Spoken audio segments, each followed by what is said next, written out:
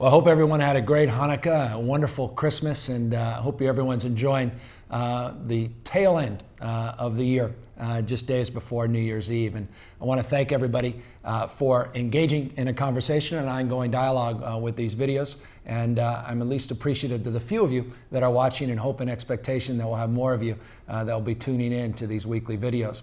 I wanted to talk today about crime and violence, Muni. I wanted to talk about 311, parks and recreation. I want to talk about litter on our streets and a new audit that came out. Talk a little bit about solar, and of course, lead up to talking about New Year's and festivities and what we're planning in terms of organizing our New Year's celebrations. I'll start with, I think, the most important issue, and that's crime and violence.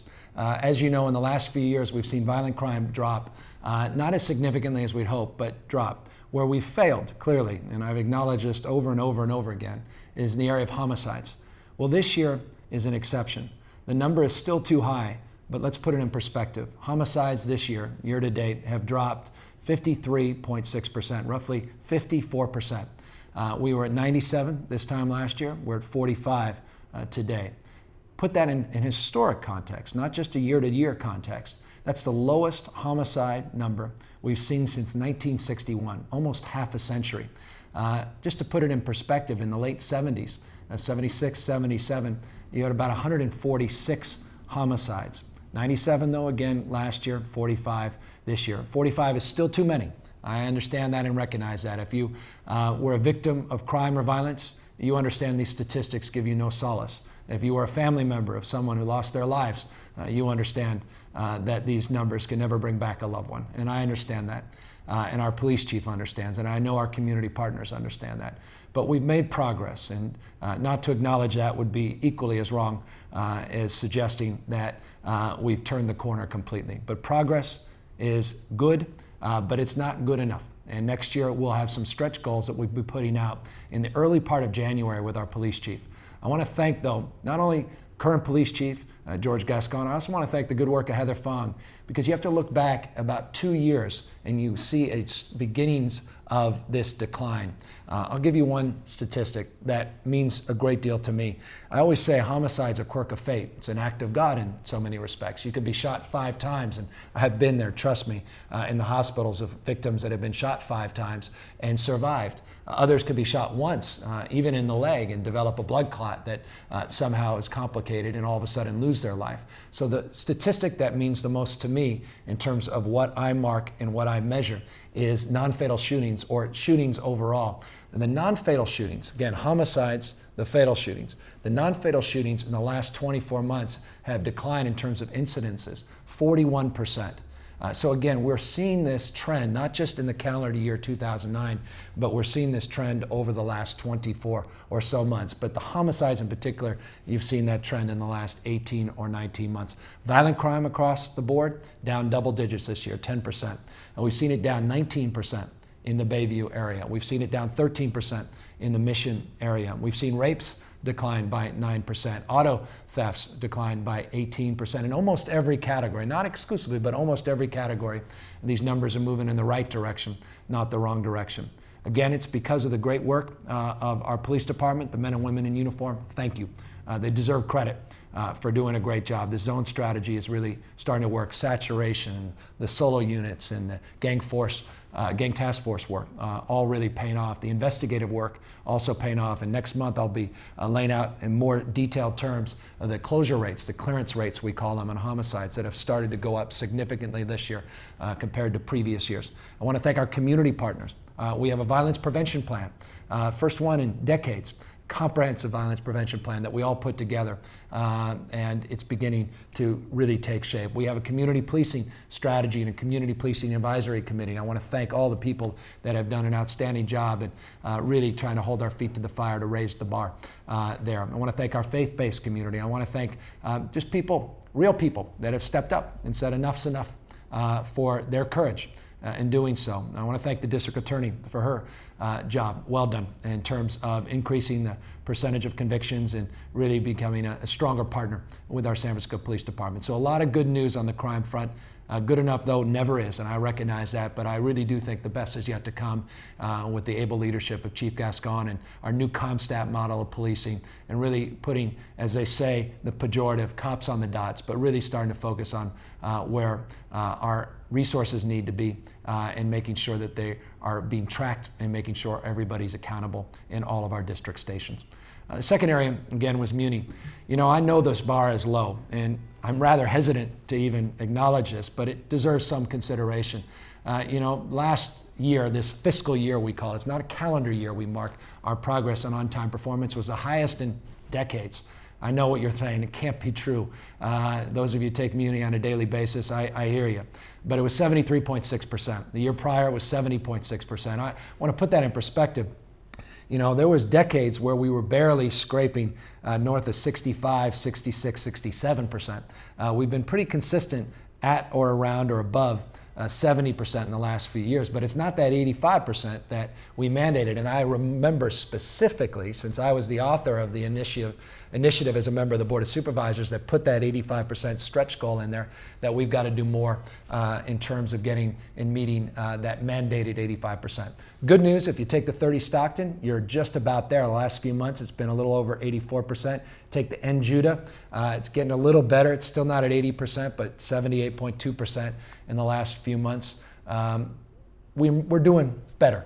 Again, I hesitate to say anything positive about Muni because I end up getting more emails and complaints than almost about anything. But I think we do need to acknowledge that in spite of some of the headlines, in spite of some of the frustration and the back-to-back challenges in the last few months that we've had in terms of slowdowns and some of the issues and incidents on our Muni buses, that in most categories we're moving in the right direction, not all, but most.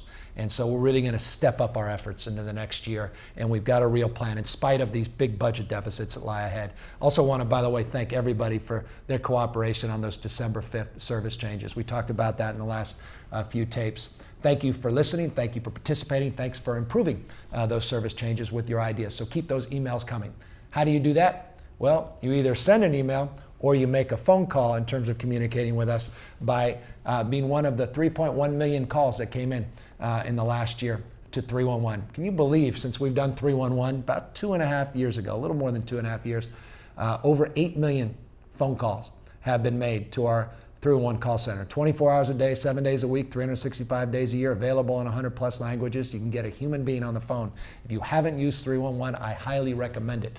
911 for emergencies, 311 for everything else.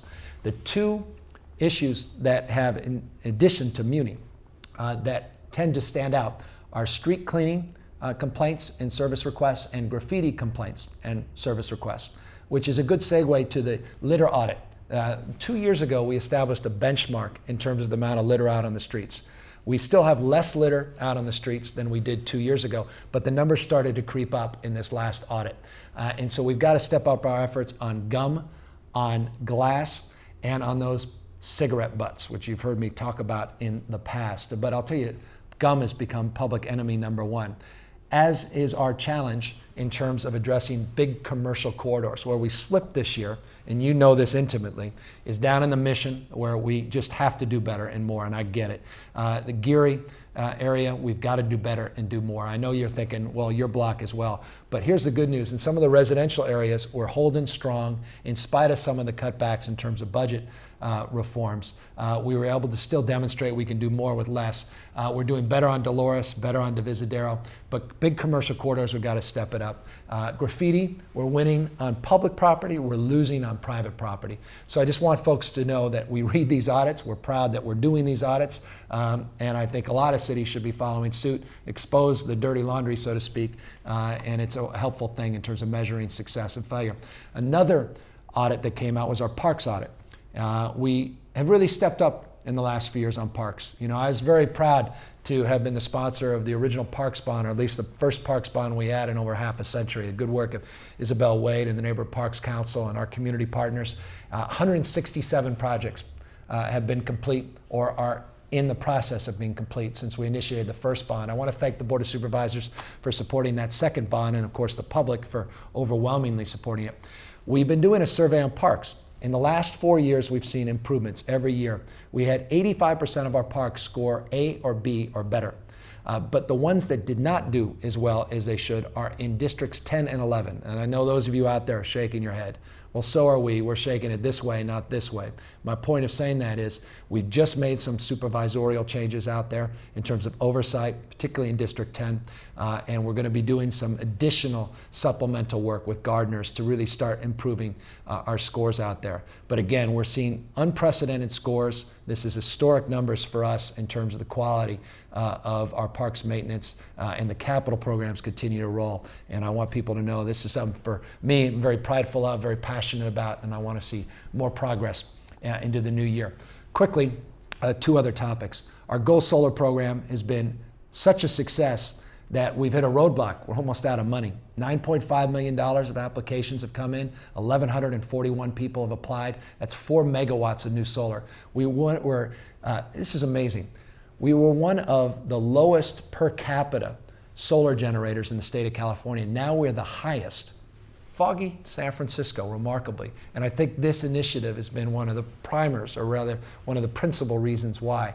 I don't want to see it end. And I know that Phil Ting, leader in this, and members of the Board of Supervisors don't want to see it end either. So we're working with the PUC, and we've got a plan. We're going to unveil that plan in the next few weeks, maybe 3 weeks, and we want to continue the progress. So know that there's a lot more we're going to be doing on this, and don't fret that we're just ending the solar efforts. Really, we're leading the nation in terms of our local efforts, and I don't want to give up on that.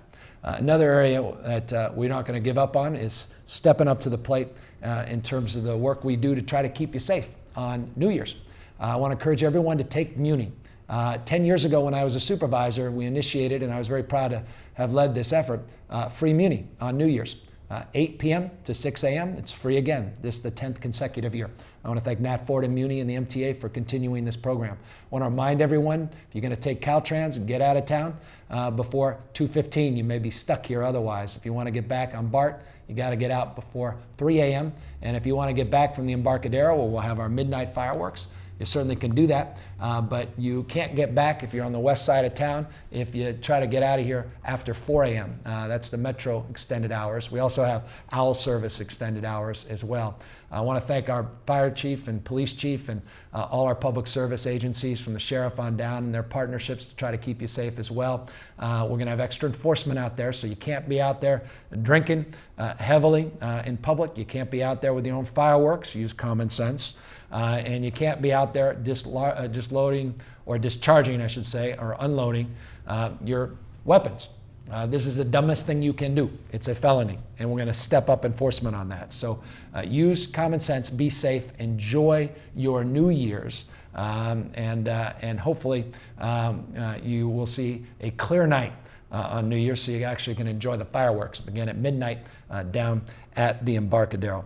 I want to thank everybody for a good year. It's been, I think, a very positive year, but nothing more important to me than turning around that homicide issue. And again, I just want to thank everybody for committing themselves, including members of the Board of Supervisors, to this issue.